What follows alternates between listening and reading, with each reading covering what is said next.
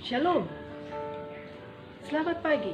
Kembali lagi kita akan mengikuti renungan singkat dari Gereja Masehi Advent hari ke-7 Jemaat Yosodipuro dengan satu tema, jangan membalas dendam, yang ayatnya terdapat di dalam Roma 12 ayat 14. Diberkatilah siapa yang menganiaya kamu, berkatilah dan jangan mengutuk.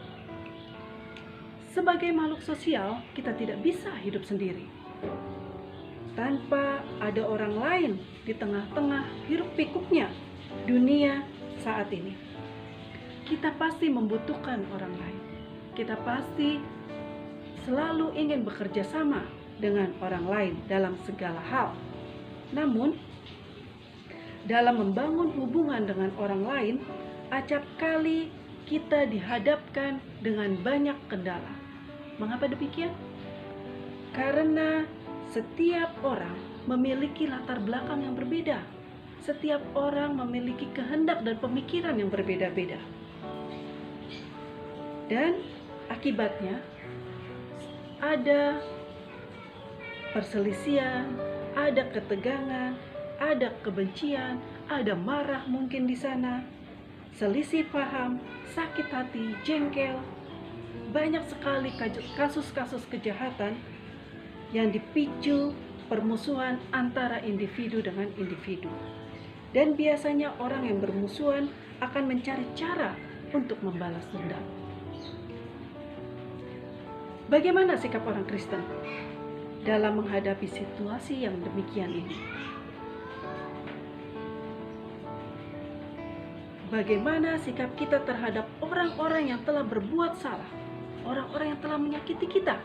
Terkadang jika kita orang dunia, kita pasti akan dengan cepat merancang satu kejahatan untuk membalas sakit hati kita kepada orang lain. Tetapi apakah itu yang diajarkan oleh Tuhan kita, yaitu Yesus Kristus?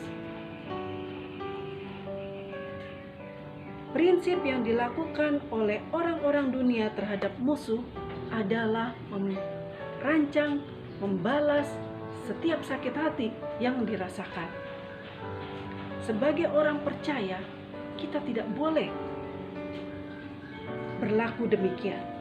Sikap atau pikiran untuk membalas dendam kepada orang lain sedikit pun tidak boleh ada di pihak kita. Ada satu cerita bagaimana ada dua orang bersahabat. Mereka bersahabat dari kecil dan akhirnya mereka tumbuh dewasa. Ketika mereka tumbuh dewasa, mereka itu memiliki masing-masing satu lahan persawahan.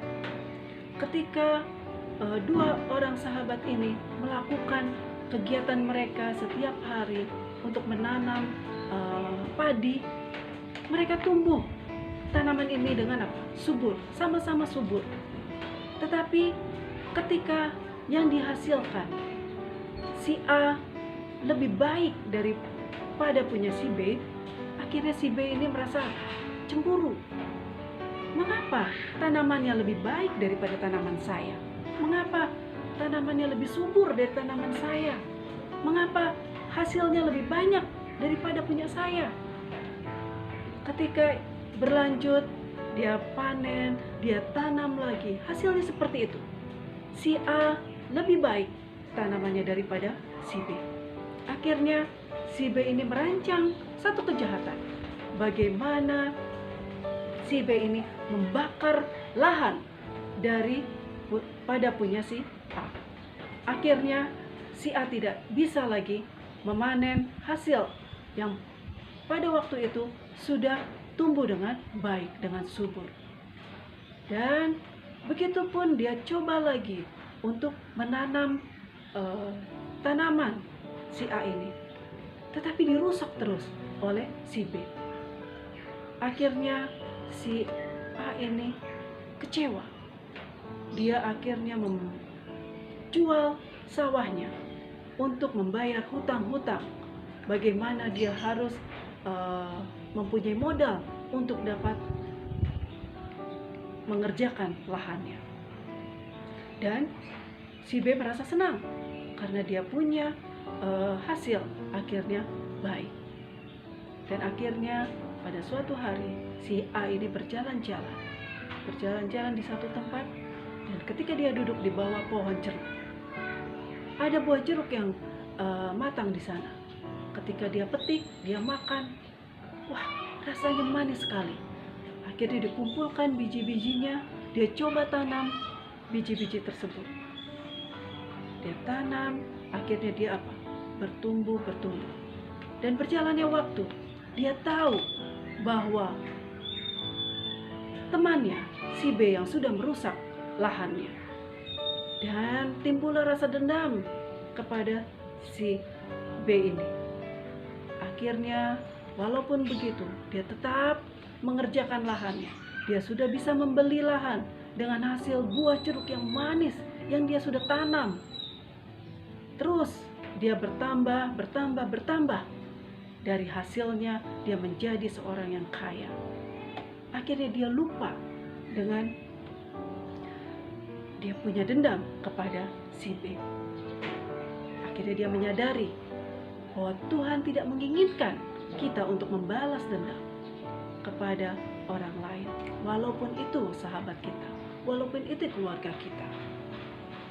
Kita akan baca ayatnya di dalam Roma 12 ayat 17. Janganlah membalas kejahatan dengan kejahatan, lakukanlah apa yang baik bagi semua orang. Inilah yang Tuhan inginkan kepada kita. Jangan membalas kejahatan dengan kejahatan, tetapi lakukanlah apa yang baik kepada semua orang. Itulah yang dilakukan oleh si A. Dia tidak, akhirnya dia melupakan dendamnya.